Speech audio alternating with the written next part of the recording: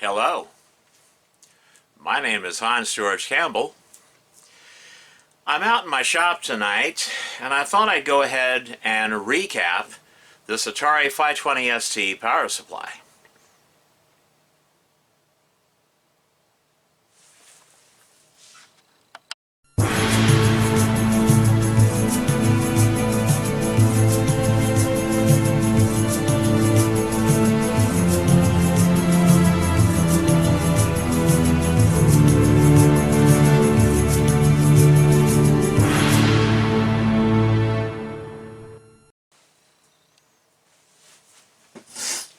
Alright,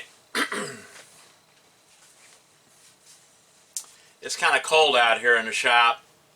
It's like toward the end of February here in Oregon, so it's still cold out here. It's basically, it feels like a refrigerator out here, and I do have a slight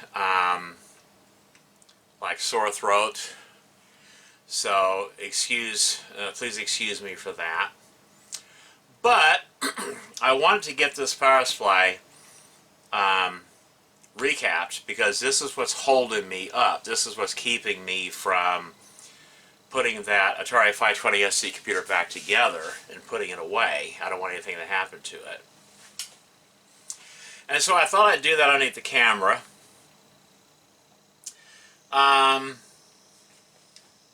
These are the brand new capacitors that I'm using. They're made in Japan. They're very high quality capacitors. Okay, this right here, let me put this underneath the camera, like center it a little bit better. Okay, so you guys can see it a little bit better. Okay, and I'll zoom in a little bit more, like that. I think that's pretty good. Yeah, that's good. Don't need to go overboard on it. Okay. This here is a computer grade capacitor. It's 220 microfarad, 200 volt. Okay, and this one is bulging. It definitely needs to be replaced, this cap right here. And make sure that the replacement part is also a computer grade capacitor, and I'll show you what that looks like in a moment. Do not replace this with a normal electrolytic capacitor. Don't do it. It has to be computer grade, like this one. Okay, so this one is 220 microfarad, 200 volt.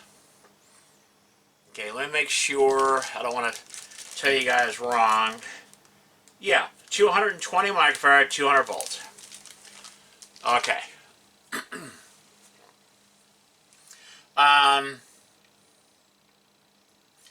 These three larger capacitors are 2200 microfarad. This one I believe is 16 volt, and these two are 10 volt. I don't know why Atari did that. Why not just make them all, all three of them 16 volt? That's what I'm going to do. So anyway, these three are 22 microfarad, 16 volt. Okay, 2200 microfarad, 16 volt. That's what these three here are. These two, they're both 1000 microfarad, but this one is 16 volt, this one's 10 volt. So again, just make both of these 16 volt. That'll be fine. So yeah, these two are 1000 microfarad, 16 volt. I don't know what the value is on this small one right here. I may not even replace that. I may just leave that one alone. Yeah, because it doesn't appear to be leaking or in bad condition, so I'll leave that one alone. Now, on this type, this variation of the Atari ST power supply, The thing that you have to look out for, that resistor there will usually turn black. I mean, it'll burn up and turn the board black. Same thing with this resistor down here. You have to watch out for that. If you start seeing it turning like a dark color, especially the circuit board itself, turning like a dark brown or whatever, there's something that's causing that to happen, and that needs to be repaired, needs to be fixed. Yeah. Okay, so those are the capacitors. Now, in order to be able to remove the old capacitors to solder in the new ones, this all has to be taken off this metal chassis here. So we'll go ahead and do that. Now, because Atari probably used Loctite on these, I'm going to use a full-size, a full-size number 2 Phillips like this, just to loosen it up, to break that bond of the Loctite. And then I'll go back to a smaller number 2 screwdriver with low torque. So, I'll do that when I come back.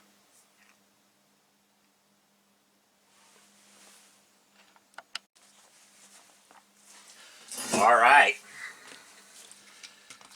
So we'll take the ground wire off first. Take that one off.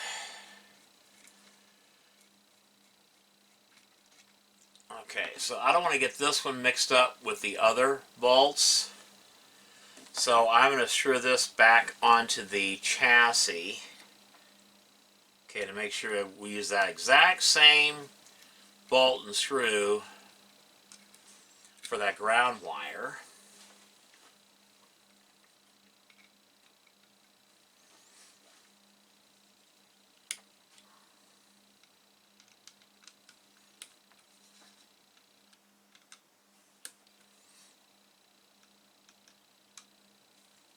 Okay, so I cracked the Loctite bond on those so I can use a normal low torque number 2 Phillips for these. Okay, so that'll go over there.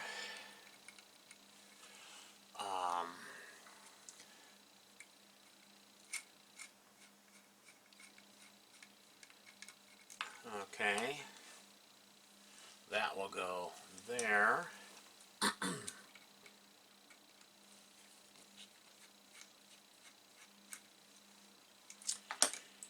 Yeah, that will go there.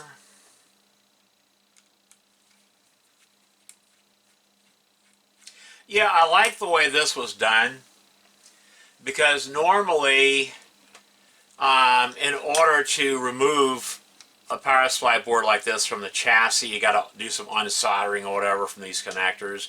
But the way this was done, you don't have to do that. See, these just come out like that. And then, once I unscrew these main screws here, the board should come right out. Should come right out. So there's that one. We'll put it like that.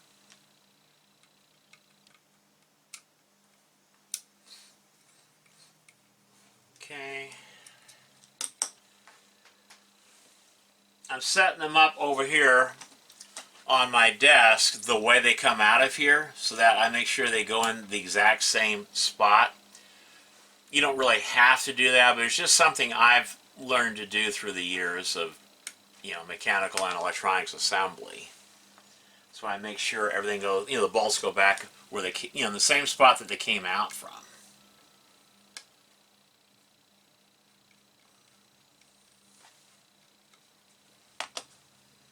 Okay.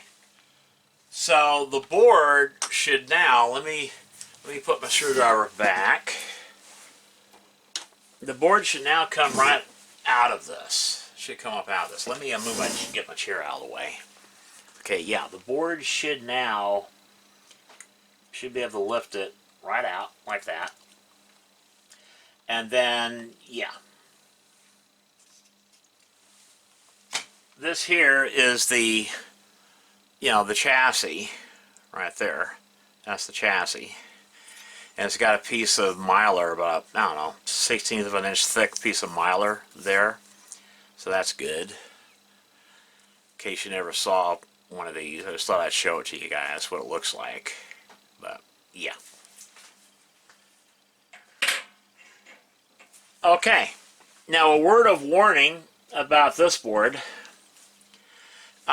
If you look at the bottom of this, let me zoom out just a little bit more.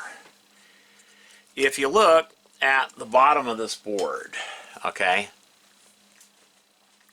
you notice that there is a separation. This is your primary side, this is your high voltage side. This is your secondary side, your low voltage side. And the thing that you have to be careful with is this computer grade capacitor right there. It can hold a charge. So, and it's 200 volts.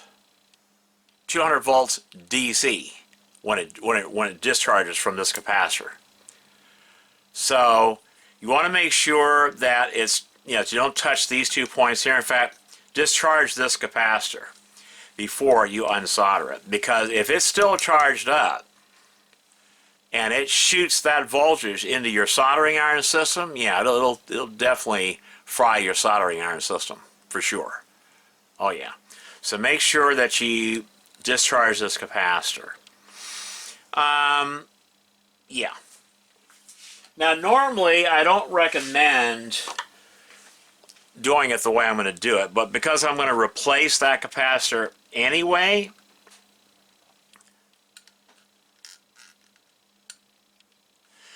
it's no big deal. I just want to make sure it's discharged, Okay, that should be discharged. But I want to warn you guys about that capacitor. And never, once you get this power supply put back in your Atari ST, never have this plugged in and have this part exposed, because if you ever touch this, this is DC, this is not AC. AC voltage is like a sine wave, okay? That means it goes up to, let's say 110 in this case, right? It goes up to 110 and then it drops back down to 0, and it does that 60 times a second. Now for you guys over in Europe, it's 50 times a second, okay? But here in the United States, it's 60 times a second. It drops back to 0. And so when it drops down to 0, that's when you can let go. But DC never drops to 0. Never drops to 0. So if you touch, this part right here, and you're touching the DC rail, high voltage, it will fry you. It will cook you. And to give you an idea of just how easy it is to get electrocuted, and I'm telling you this so that you exercise proper care and precautions when working on a power supply like this. It only takes 1 amp of current to kill a person, okay, to kill a human, or to kill you. 2 amps will fry your body charcoal black. Just 2 amps. 15 to 25 amps will cause your body to literally explode. Okay? You need to be very careful when you're messing around with power supplies like this. Do not have them plugged in. Even if you don't have the computer turned on, don't even have them plugged in and have it exposed like this. Because you don't even have to touch like that heat sink right there in order for it to grab you, and it will. Just a word of warning. If you don't know what you're doing with power supplies like this, okay, let a professional like me do the work. Okay? Don't mess with these if you don't know what you're doing. If you have not been trained, like I have, to work on power supplies and build power supplies and things like that, don't mess with these. Just don't do it. It's not worth your life. Okay, I mean, I know we all love our vintage computers and we want to take care of them, but I'm just warning you, when you work on power supplies like this, they can kill you if you do not take the proper precautions. Okay, so now that I've gotten that warning out of the way, let's continue.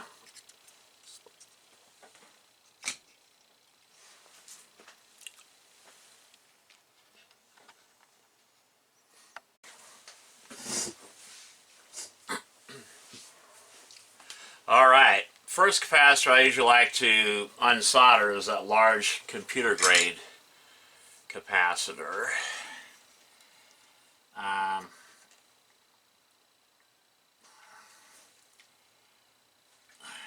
Shit. Ow, ow. I actually burned my damn finger. Shit.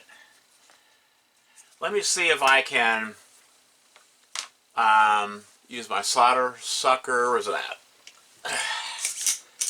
See if I can get this out of here. Where the hell's that at? I want to make sure I know where I'm at. Okay. Underneath the camera. Yeah, it's underneath the camera. Yeah, I actually burned my damn finger.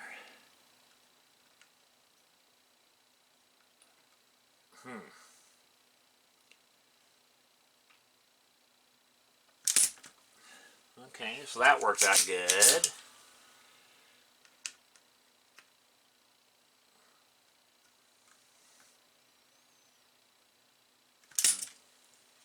Oh, shit. Might have to add some more solder. Let me see, add some more solder. Yeah, I might have to switch to a bigger tip. Switch to a bigger tip. Yes, sir. Might have to switch to a bigger tip.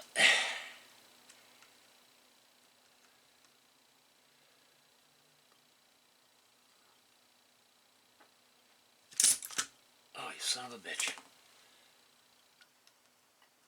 Oh, you fucker. I actually don't like this Hakko soldering iron. I might switch. I'm thinking about switching back to my OK soldering system. It's a lot nicer than this one. A lot nicer. Blows the doors off this Hakko. And I've had that soldering iron since the early 80s. I've never had problems with it. Ever. Never had problems with it. Yeah, never had problems with it.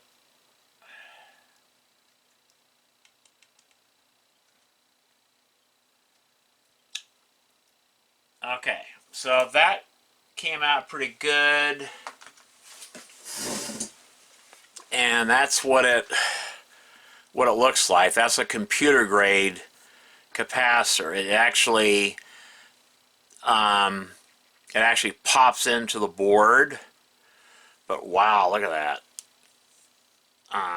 Yeah, that's a computer grade capacitor. And look how bulged it is. The top is bulged on it. It's pretty bulged. But see, there's that warning. I don't know if you can read this or not, but there's that warning sticker that's on that capacitor warning you to not get your hands anywhere near that when the power supply is plugged in. I mean, yeah. But yeah, this capacitor, let me double check, is 220 microfarad, 200 volt.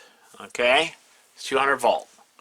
So there's that old piece of crap capacitor. Throw that in the garbage. Throw that in the garbage. Okay, so I don't really have to clean that area because I'm just going to solder on a new cap. It doesn't really need to be cleaned, but what I am going to do, okay, I need to get out a cotton, see, I keep cotton makeup pads in a drawer like this, and I restock it when it gets low. But they work a lot better for cleaning large areas. I notice a lot of you guys, you use like Q-tips for cleaning large areas. I mean, oh my God, I shake my head and I laugh at you guys. I mean, what the hell? You don't use Q-tips for cleaning, you know, large areas. You just don't do it.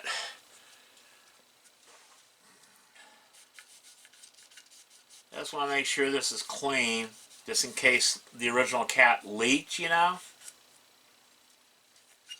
Just get that leakage, capacitor leakage off of there. And it makes the board a little bit nicer too, knowing that you cleaned it, you know. I mean, look at all that dirt that it got off. And there's some...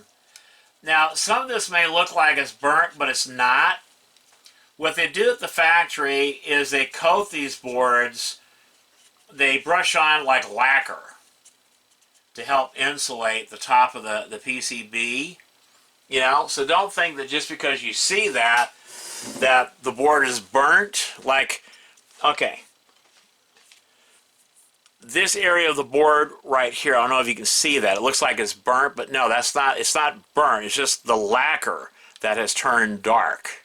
I just thought I'd show you guys that. That's not burnt. That's just lacquer that's turned dark. It's become dark. Because the lacquer that we use in the electronics industry, it looks like brown molasses. And so when you have a lot of it accumulated around parts like that, it makes it look like a dark brown. So I just thought I'd show you guys that. Now, on the Atari ST power supplies like this, the white dot right there, that signifies or denotes the ground, not the positive. That's your ground. And let me verify that. I don't want to tell you guys wrong. I'm looking at every one of these capacitors here, then yes, that white dot, the negative lead on the capacitors are toward that white circle. This white circle right here. And I just thought I'd show you that. Okay, so we got the new capacitor right here. This is a very high quality 200, let me make sure, 220 microfarad, 200 volt, 105 degrees Celsius. The original capacitors are 85 degrees Celsius, so these can handle a higher temperature. They're made a little bit better. And they got the type of lead, if you notice, the type of lead that pops into those holes. See how I burnt myself? Right there with the soldering iron? Oh my God. So, I'm going to go ahead and pop this baby in and make sure it's the correct polarity, and it is. The negative goes toward that white dot and just pops right in. Just as easy peasy, boys and ghouls. Okay. And then I'm going to solder this puppy in place. Yeah, I'm going to actually solder it into place. Let me put some solder, you know, tin my tip, clean it, make sure it's nice and clean. Yeah, these Heiko solder iron tips, they don't last as long as the OK or Weller soldering tips. Okay, so what I'm going to do is put that bitch on there like that.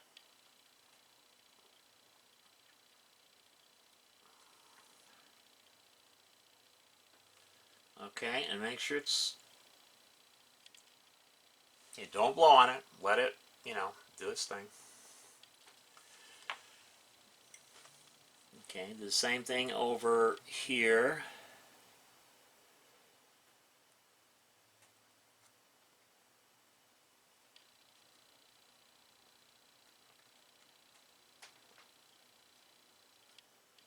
Okay, so that capacitor is on there.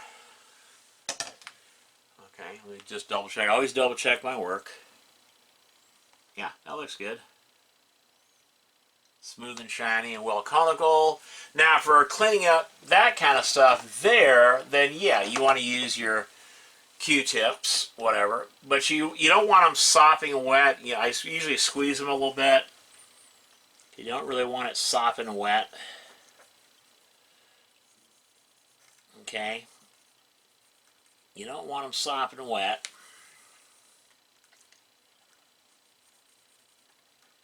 Yeah, that looks pretty good.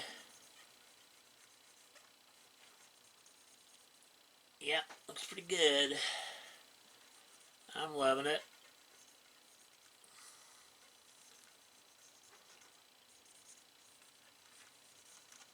Alright.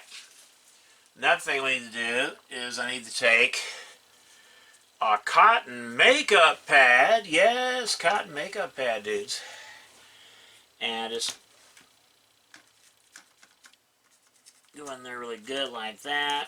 Clean that baby like that with a cotton makeup pad.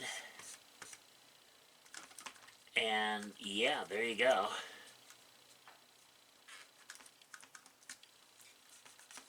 And then what I like to do is I take this makeup brush and go like that. Okay, and let me double check work. Smooth and shiny and well conical. I mean, look at that. Clean up a little bit more with the with the cotton swab. Okay. Now it's not going to look perfect because this board has this lacquer all over it. So yeah, it's got this damn lacquer all over it. But it looks a lot better than what it did, and at least it now has a good capacitor, computer grade capacitor.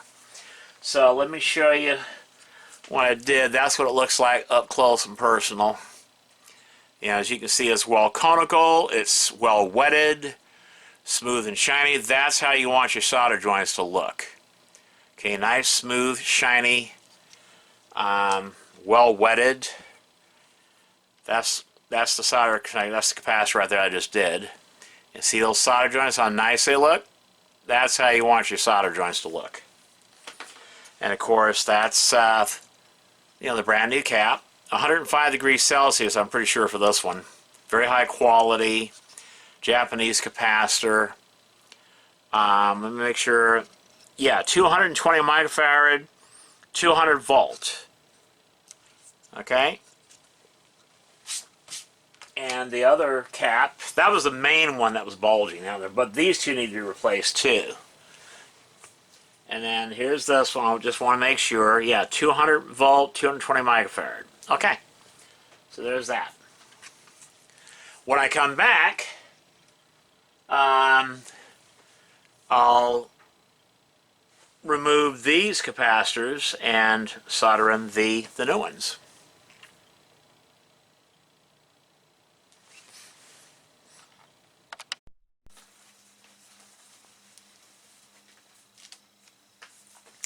All right.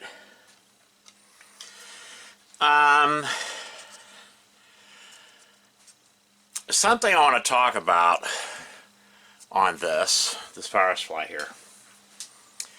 All right.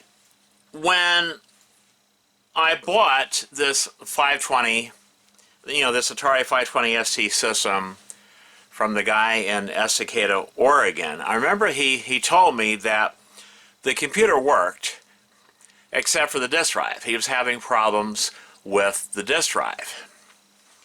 Okay. If it's not the drive itself, and it's not the Western Digital floppy disk controller chip, then if you're having drive problems on the Atari ST, it could be these capacitors here. Because remember earlier I said that these are the same value, okay?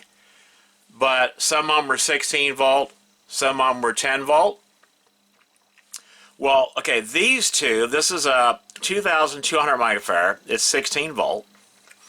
This is a 1,000 microfarad, it too is 16 volt.